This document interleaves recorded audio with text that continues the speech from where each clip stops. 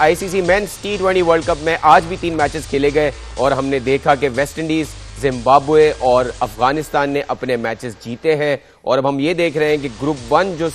Super 8 के stage में 2 groups बने हैं, उसमें जो ग्रुप 1 है उसकी चारों टीमें वो टीमें हैं जिन्होंने अपने ग्रुप में कोई मैच नहीं हारा और उस ग्रुप में इंडिया की टीम भी है। So India, south Africa, West Indies और जिम्बाब्वे ऐसी टीमें हैं जो ग्रुप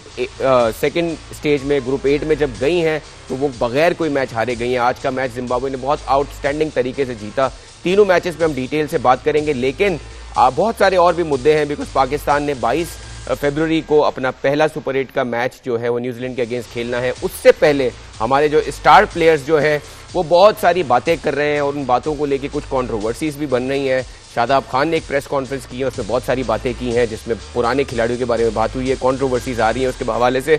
उस पर डिटेल से बात करेंगे। हमारे साथ रोज़ की तरह है पाकिस्तान के साबिक टेस्ट क्रिकेटर और बहुत अच्छे बैटर अपने ज़माने के शुएब मोहम्मद साहब, और हमें हमारे स्पोर्ट्स कॉरेस्पॉन्डेंट जुल्करनैन शेख ने भी ज्वाइन किया है श्रीलंका से। उनसे भी पूछेंगे कि ये जो प्रेस कॉन्फ्रेंस हुई वो किस इन्वायरमेंट में हुई। होता ये भी है कि बहुत सारे सवाल इस तरह होते हैं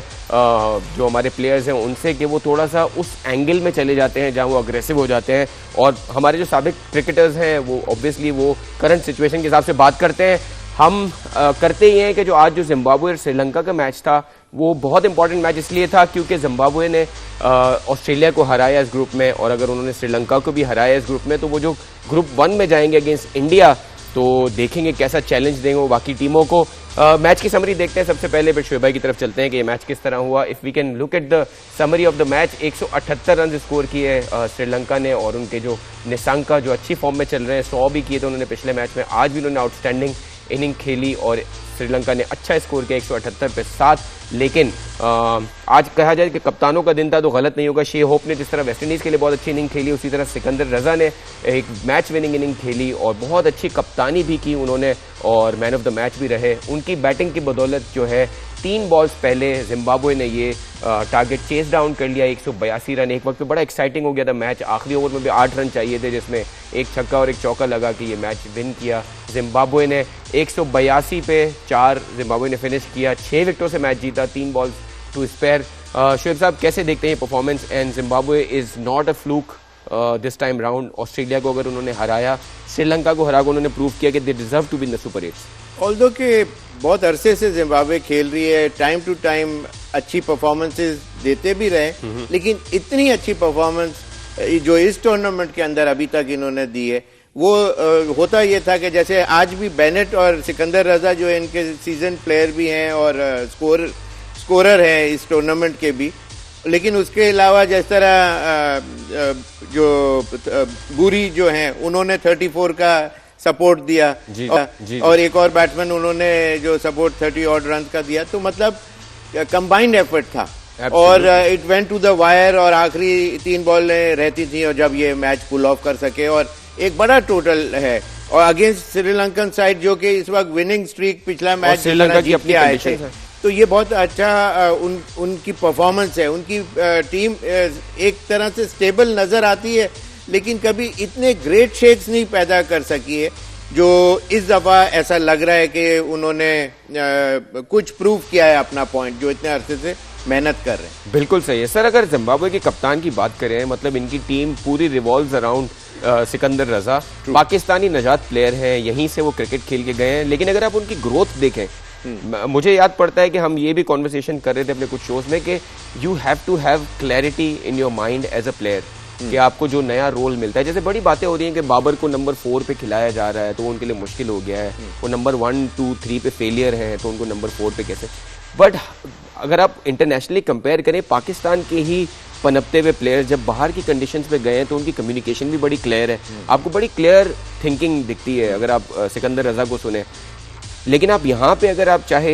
रिजवान एज ए कैप्टन थे, चाहे Shaheen Shah as a captain थे, चाहे बाबर एज ए कैप्टन थे, सरफराज के जाने के बाद जो भी कैप्टन बने आपके सुपरस्टार प्लेयर्स हैं, there is no clarity of thought as to what they want out of their own cricketing career. So ये क्या चीज है जो हमारे सिस्टम में नहीं है? जो प्रोसेस होता है, जो जिस तरह होता है प्लेयरों को ब्रॉट अप करने का, और बाय द टाइम वो थोड़ा सीनियर जब प्लेयर हो जाते हैं तो वो अपनी मर्जी और मनमानी और ये तमाम चीजें करते हुए नजर आते रहे। वो हमारे सामने ब्लैक एंड व्हाइट में पीछे 3, 4, 5, 6, 7, 8 साल भी ले लें तो यही ट्रेल जो है आपको नजर आएगी। बिल्कुल कि जो कैप्टन आया जिसने ज्यादा पावर दिखाया उसकी ज्यादा मानी जाती। वेयर एज बाहर की कंट्रीज के अंदर आप कैप्टन ग्राउंड के अंदर होते हैं और हमारे यहाँ ग्राउंड के बाहर भी होता है कैप्टन। तो बस वो यही फर्क है कि वहाँ अच्छा और फिर अपना वो रोल को पूरा निभाने के लिए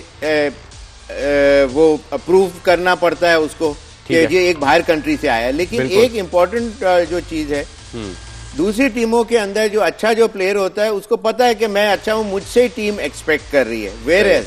हमारी जैसे पाकिस्तान की टीम है उसके अंदर ये 3, 4, 5 प्लेयर ऐसे होते हैं कि जो एक्सपेक्टेड होता है कि ये स्कोर करेंगे तो थोड़ा डिपेंडेंट भी हो जाते हैं। अच्छा जी दूसरे को पता है दूसरी कंट्री वाले जैसे सिकंदर कि मैंने नहीं किया तो कुछ भी नहीं हो सकेगा, तो इसलिए वो अपने रोल को पूरा जस्टिफाई भी करते हैं टिल द एंड। बिल्कुल सही है। Alright, so we'll move towards Zulqarnain Sheikh जो हमारे स्पोर्ट्स कॉरेस्पॉन्डेंट हैं और श्रीलंका में हैं हमसे। उन्होंने कल भी बात की थी, काफी चीजें उन्होंने क्लैरिफाई की। जुल्करनैन साहब आपको वेलकम करते हैं शो पे और आपसे स्ट्रेट अवे सवाल करेंगे कि शादाब खान की हमने प्रेस कॉन्फ्रेंस देखी, उसमें मोहम्मद यूसुफ साहब ने कुछ अपने पॉइंट ऑफ व्यूज दिए थे कि हमारी टीम में जो बहुत सारे प्लेयर्स हैं वो 2021 में इंडिया की जो कामयाबी थी वो आज तक उनके सर पे सवार है और उसकी वजह से उसके बाद से हमारा डाउनफॉल शुरू है और ना हम आईसीसी के टूर्नामेंट्स में अच्छा करते हैं ना हम एशिया कप में अच्छा करते हैं। So he was generally talking about all the players, लेकिन शादाब खान ने अपनी प्रेस कॉन्फ्रेंस में उसका जवाब दिया और उसके बाद जो कंट्रोवर्सी है आपके सामने है। सो हमें बताइएगा किन हालात में ये शादाब खान ने इस तरह की बात की और what do you take out of it, और हमारे व्यूअर्स को बताएं कि उनको इसको किस तरह लेना चाहिए। देखिए शादाब के हवाले से एक तो कंफर्म आज पाकिस्तान क्रिकेट बोर्ड की तरफ से टीम मैनेजमेंट को एक पैगाम मिला है कि शादाब समेत आप किसी भी प्लेयर को किसी सीनियर प्लेयर की तनकीद का जवाब नहीं देगा और दूसरा ये कि किसी और टीम की परफॉर्मेंस को डिस्कस नहीं करेगा। शादाब के मामले में इंटरेस्टिंग ये है कि एक मैच नामीबिया में उनकी परफॉर्मेंस आई, अब प्रेस कॉन्फ्रेंस हुई, अब उसके अंदर उनसे एक सवाल किया गया, वो मोहम्मद यूसुफ के बारे में था कि उन्होंने कोई तनकीद की थी, तो उन्होंने उस पर जिस तरह रिएक्ट किया और उन्होंने कहा कि आप सीनियर प्लेयर्स ने कौन सा मैच जीता है, आप सीनियर प्लेयर ने कितनी बार इंडिया को हराया है, हमने ही हराया था। वो शायद रेफरेंस जो है वो 2021 का दे रहे थे, तो उस पर अब एक और रिएक्शन आया, मतलब आप शाहिद अफरीदी का उस पर रिएक्शन आया, अहमद शहजाद का आया, मोहम्मद आमिर का आया, और वो ये क्लियर कह रहे हैं कि हम जब हारते थे इंडिया से जरूर हम हारे हैं, पर हमें हारने पर हमारे सीनियर प्लेयर्स तो बहुत ही मतलब सख्त तनकीद करते थे, ऐसे ऐसे लफ्ज इस्तेमाल करते थे जो मतलब मैं भी नहीं कोट करना चाहूंगा। लेकिन जुल्करनैन साहब एक पॉइंट ये भी है ना कि शादाब खान को ये तो पता होगा कि हम 1992 का वर्ल्ड कप जीते, हम 2009 का T20 वर्ल्ड कप जीते, हम उसके बाद यूनुस खान की कप्तानी में एक T20 वर्ल्ड कप जीते, लेकिन अब वाले जो हमारे सुपरस्टार्स हैं जो सरफराज के टाइम से खेल रहे हैं और उनकी as a players as a captain उनके हाथ में जब से टीम है हम कोई टूर्नामेंट नहीं जीते हैं, so how can he compare their performances to the senior players जिन्होंने इतनी सारी अचीवमेंट्स की हैं पाकिस्तान के लिए। देखिए सबसे अहम चीज जो है ना सीनियर प्लेयर की, ये आप भी कासिफ भाई देखेंगे, हम भी देख रहे हैं कि पाकिस्तान टीम इंडिया के सामने कोई कंपैरिजन नहीं था, बॉडी लैंग्वेज ही नहीं थी, कोई मैच ही नहीं था। हम मैच जरूर हारे होंगे, आप शाहिद अफरीदी का टाइम क्या शुएब अख्तर के होते हुए कोई इंडियन प्लेयर उनसे छेड़खानी या मतलब आपको लगता था कि यह पाकिस्तान टीम उतरी है और उससे इंडिया जो है डर रहा है। और दूसरी चीज जो है वो आप देखें कि इंडिया के साथ आपको कंपटीशन का मौका कितना मिला है, आपको पिछले 4 महीने के अंदर 4 बार इंडिया के साथ मुकाबला करने का मौका मिला है, कोई एक मैच आप नहीं जीत सके। That's a very good point. मैं ये बिल्कुल पॉइंट आउट करना चाह रहा था कि पहले इतने सारे आईसीसी के मैचेस नहीं होते थे, 4 साल में एक 50 ओवर के वर्ल्ड कप का मैच आता था और उसमें हारते थे, लेकिन उसके अराउंड जो शारजा कप होता था या बायलैटरल सीरीज होती थी उसमें पाकिस्तान बहुत बुरे तरीके से इंडिया को फड़काता था। हम शुएब साहब पे भी इसका पॉइंट ऑफ व्यू लेंगे बिकॉज उन्होंने उस वक्तों में खेला है जब पाकिस्तान की टीम डोमिनेट करती थी। But again now let's move forward. आपको क्या लगता है हमें बहुत इंपॉर्टेंट मैच खेलना है न्यूजीलैंड के अगेंस्ट 22 फरवरी को, और पाकिस्तान की टीम को एक एडवांटेज है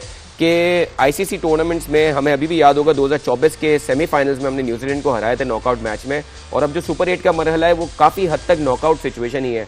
what is the kind of moral there in the team? हमने कल भी एक कंट्रोवर्सी पे बात की थी जब हमने देखा माइक हैसन और हमारे कप्तान जो है वो आपस में मोरल थोड़ा तो सा पाकिस्तान टीम का आप एक नामीबिया के खिलाफ हारने के बाद हाई कह सकते हैं, हारने नहीं, आप जीतने एक के चीज बाद। ध्यान में रखिएगा कि पाकिस्तान को ये डिसाइड करना होगा कि क्या वो न्यूजीलैंड जैसी टीम को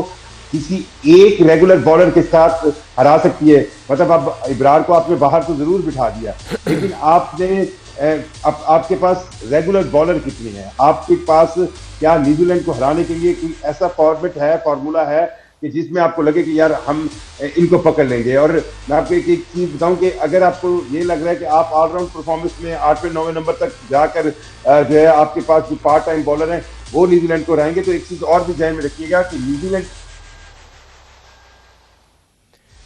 आई थिंक जुल्करनैन साहब से हमारा राब्ता मुनक़ता हो गया, लेकिन he is raise the right questions. Zulqarnain साहब बहुत बहुत शुक्रिया, अगर आप दोबारा भी ज्वाइन कर चुके हैं तो हम आपका शुक्रिया अदा करते हैं। आपने रेस किए हैं, उनका हम मजीद डिस्कशन करते हैं शुएब साहब से। शुएब साहब, हम पहले शादाब वाले पे आपका पॉइंट ऑफ व्यू ले लेते हैं कि आई थिंक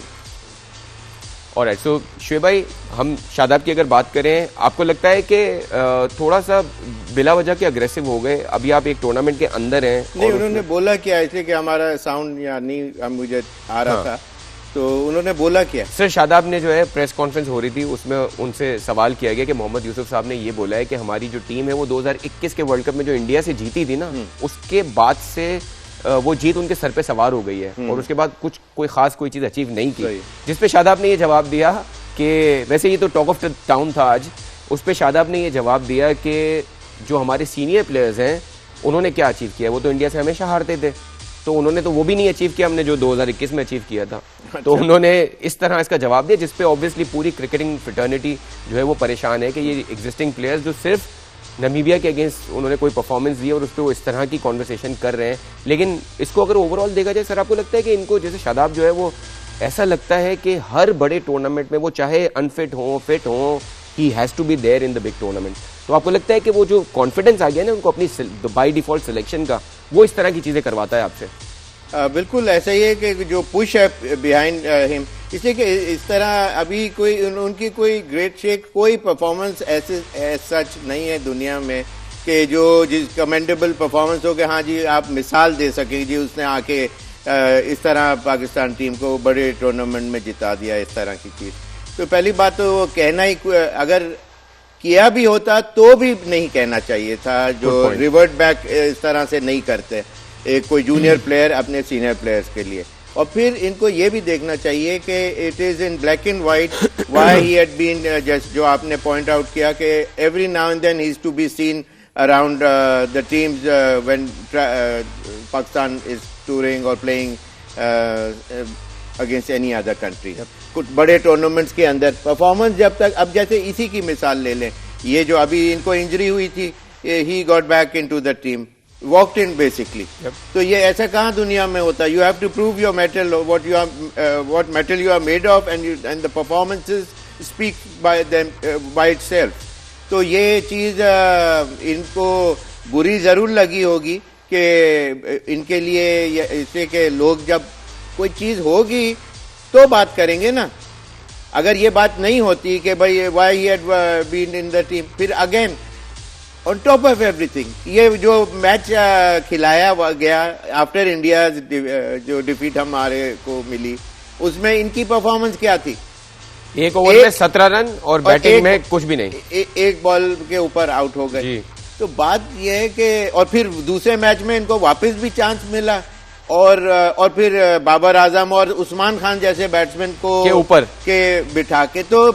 फेवरेटिज्म साफ नजर आ रहा है कि ये इस्लामाबाद का कनेक्शन जो है। सर, हमने अपने शो में जो ये पॉइंट आउट किया है ना काफी बार कि जो PSL में Mike Hesson as a coach of Islamabad United, probably जो सलमान अली आगा के से भी जो रिफ्ट चल रहा था वो इसीलिए चल रहा था, प्रोबेबली ही वांटेड उस्मान और Babar to go up the order. लेकिन ऑब्वियसली ये सारी बात तो वो ये कह रहे हैं कि कोई बात ऐसी नहीं थी, लेकिन आप वो जो पीछे टियर में, जो पीछे लाइन में जो लोग बैठे हुए, उनके एक्सप्रेशन से आपको पता चल रहा है कि ये कोई there is a rift going on at this moment of time. और लेकिन वो जो कि बाद में मीडिया में बाहर ना है तो सारे देवर ऑल ऑन वन पेज कि नहीं जी कोई ऐसी बात नहीं हुई, हम तो सिर्फ ये डिसाइड कर रहे हैं। बॉडी लैंग्वेज जो है वो कुछ और बता रही है, अब जबान कुछ और कह रही है।